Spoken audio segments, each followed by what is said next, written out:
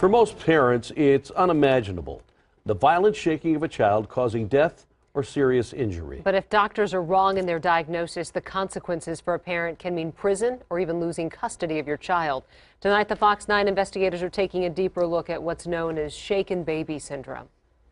You know, this should go without saying, but I'm going to say it anyway. No one should ever shake a child, an infant, a toddler under any condition. That said, there is an interesting controversy here. It is estimated more than 1,000 people have gone to prison for shaking a baby. But across the country, cases are being dismissed or overturned on appeal. Critics say shaken baby syndrome is being misdiagnosed based on a narrow set of criteria.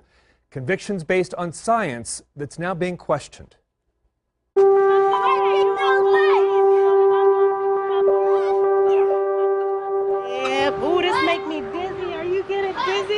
Declare Tripp is a mother who's known her share of tough times, including homelessness and domestic violence. But she says it's never stopped her from protecting her 4 children. What did they accuse you of doing? Abusing him. Then a year ago, Child Protection took her youngest, 9-month-old Zachary. So I held him in my hands and I was like leaning on the wall, and I bent down and my sister Sierra was behind me, and I told her to go call 911, and I breathed in his mouth and rubbed on his chest, and he was like, ah! The little boy was taken to Children's Hospital where doctors said he had bleeding on his brain and behind his eyes. They removed a portion of Zachary's skull to relieve the pressure. He now needs to wear this protective helmet. Doctors concluded he was the victim of abusive head trauma, the new term for shaken baby syndrome. But I know it hurts, and I know what I know, which my son was not abused. And that's what I know. I know he was not left unattended for him to get abused. I know that. She had fallen and hit her head on the end table, right next to our couch. You didn't think that bump was that big a deal when it happened? No, I didn't, or I would have took her to the doctor. For Sherry and Rick Smith's daughter, Mariah, also 9 months old at the time, it began with a simple accident. When do you find out that they're going to try to take Mariah from you? Within 3 days. Yeah. Within 3 days? They were trying to terminate parental rights within 3 days. Mariah was diagnosed by the very same doctor at Children's Hospital, who's part of the Midwest Children's Resource Center, where they diagnose cases of child abuse. The hospital and the center declined to comment for this story. He said that she had that subdural hematoma and that he was going to have an eye specialist come in and look in her eyes. To see if there was retinal hemorrhaging? Yes. Those are the classic symptoms used to diagnose shaken baby syndrome. Subdural hematoma, when blood fills the space between the brain and skull. Cerebral edema, swelling of the brain. And retinal hemorrhaging, bleeding in the back of the eye.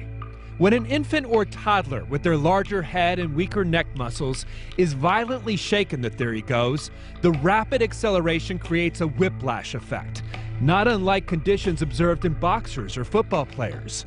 The child's undeveloped brain rotates and pitches as it's slammed against the skull. Veins are torn, nerve cells destroyed, leading to bleeding and swelling. And yet, outwardly, there may be no sign of injury.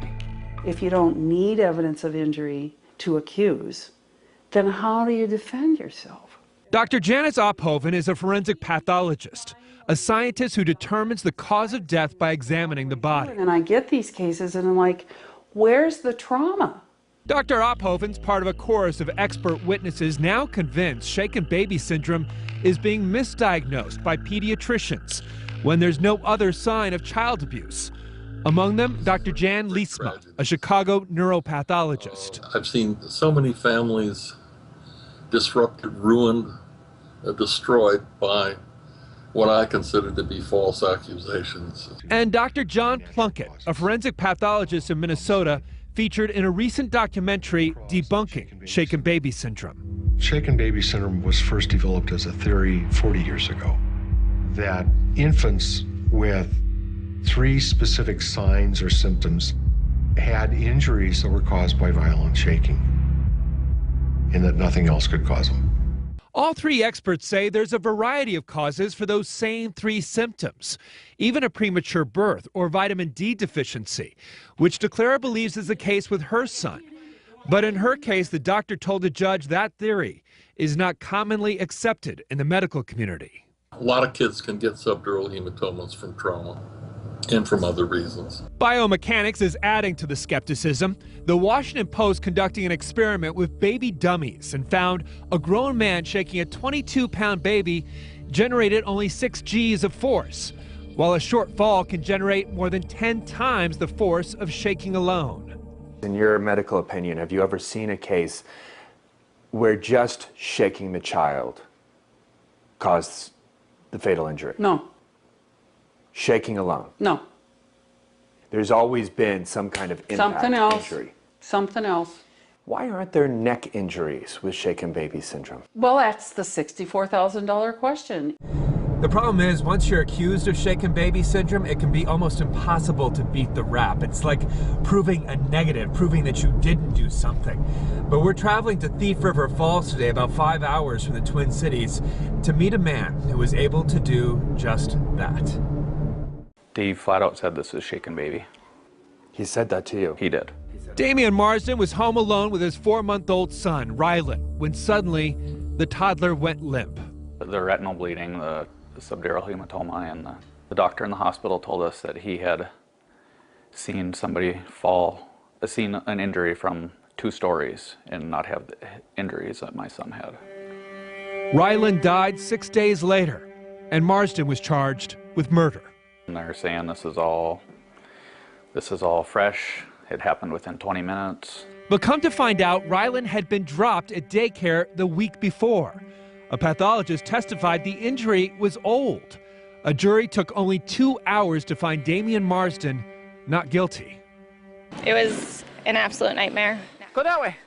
For nearly 3 years, Marsden had to live apart from his wife and 3 other children. They say police and social workers almost seemed intent on dividing the family. After it was all said and done, I mean, I stuck by his side the whole time knowing he was innocent. And I think that was a lot. And then we decided after that, if we can make it through this ordeal, we can make it through everything. It sounds like they also tried to turn you guys against each other. They did. For a while, we even looked at each other. Because we didn't know. It's the same story with the Smiths. Doctors at first accused Rick, but after he passed a lie detector test, police accused Sherry.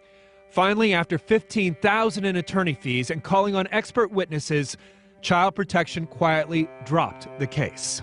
Had we not had that money, we would have lost her. We would have never been able to prove we didn't do it.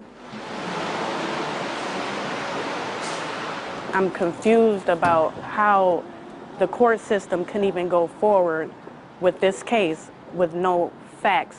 DeClara Tripp doesn't have the money to hire attorneys or experts. For a year now, she's battled the label shaken baby syndrome as Child Protection tries to terminate her parental rights and take her son. A battle she's losing. I want my child. My child deserves to be with me and his family. There is a lot more skepticism about this diagnosis in Europe, but the American Academy of Pediatrics says there is no debate, that the science is settled, and the only controversy here is in the legal system and the media. Although it is worth noting that last year its medical journal, Pediatrics, carried a study that looked at expanding the diagnosis from 3 criteria to 6, including neck bruising. Guys, we have a link to that study and a whole lot of other information at the Fox 9 app. I think it's pretty interesting stuff we have there. A lot of smart people looking at this. You have what the pediatricians are saying, but then you have what the medical examiners are saying. Yeah, and they're really... it seems to be 2 different stories. I think that's perceptive. It really is. You know, the pediatricians believe one thing, that there is shaken baby syndrome, but we heard from a lot of forensic pathologists, and we talked to many more that were in that story, who believe that there is an issue here, that there is an overdiagnosis. Keep in mind, they're interested in different things. Pediatricians want to keep that child alive. Forensic pathologists want to find out why that child may have died. It's going to take a lot more time and study to sort all Absolutely. of this out. And that's hard because you don't want to do those with real babies, so you do them with dummies and animals, and that's an issue. Not all that conclusive. All right, Thanks, Tom. Thanks, Tom.